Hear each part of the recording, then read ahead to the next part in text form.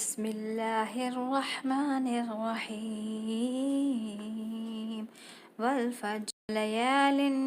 عشر والشفع والوتر والليل إذا يسر هل في ذلك قسم لذي حجر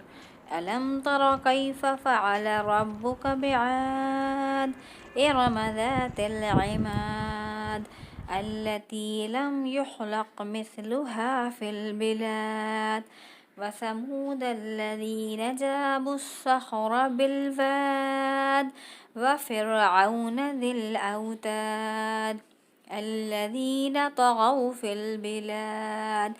فأكثروا فيها الفساد فصب عليهم ربك صوت عذاب إن ربك لبالمرصاد فأما الإنسان إذا ما ابتلاه ربه فأكرمه ونعمه فيقول ربي أكرمن وأما إذا ما ابتلاه فقدر عليه رزقه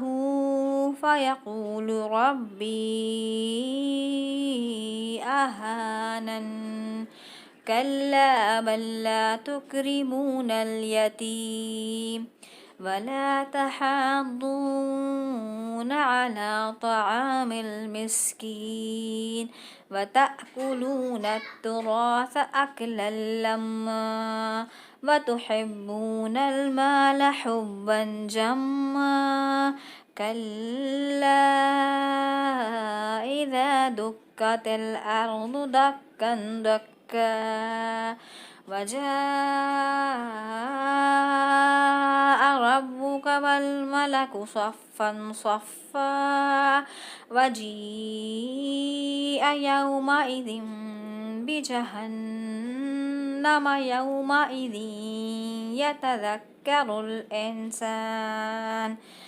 يتذكر الإنسان وأنى له الذكرى يقول يا ليتني قدمت لحياتي فيومئذ لا يعذب عذابه أحد ولا يوثق وثاقه أحد يا أيتها النفس المطمئنة ارجعي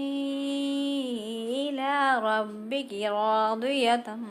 مرضية فادخلي في عبادي